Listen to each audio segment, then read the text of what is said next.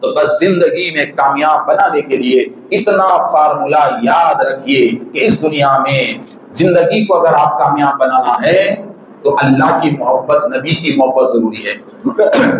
مگر اللہ اور نبی کی محبت میں اگر آپ کو کامیاب کرنا ہے تو نبی کے اہل بیت کی محبت آپ کو ضروری ہے، نبی کے گھرانے کی محبت آپ کو ضروری ہے، نبی کے خاندان کی محبت آپ کو ضروری ہے۔ اور ذرا دیکھیے میرے دوستو کہ یہ کیسی کیسی شخصیتیں، کیسا کیسا مرتبہ، کیسا کیسا مقام ان کا ہے کہ آخری بات ذہن میں رکھیے، آخری بات ذہن میں رکھیے کہ آقا دو عالم صلی اللہ علیہ وسلم ارشاد فرماتے ہیں کہ حسن اور حسین میرے یہ دو پھول ہیں،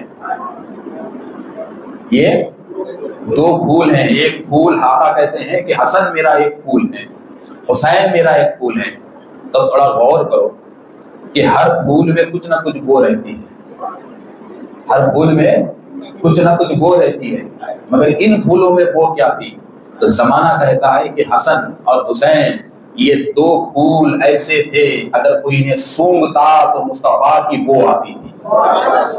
اگر انہیں کوئی سونگتا تو ان دو پھولوں میں رسول اللہ کی بو آتی تھی، ان دو پھولوں میں رسول اللہ کی بو آتی تھی۔ اور میرے نبی نے یہاں تک کہا کہ اے اللہ جو ان سے محبت کرے تو ان سے محبت کرے۔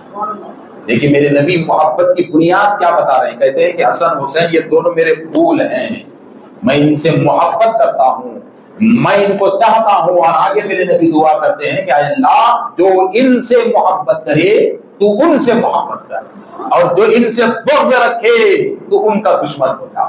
جو ان کا دشمن ہے تو ان کا دشمن ہو جا۔ تو حدیث کی روشنی میں بھی بات سامنے آ گئی کہ اگر ہم اللہ اور اس کے رسول کی محبت میں اگر ہم سب کو کامیاب ہونا ہے تو اللہ اور اس کے رسول کی محبت کے دروازے کا نام ہے اہل بیت،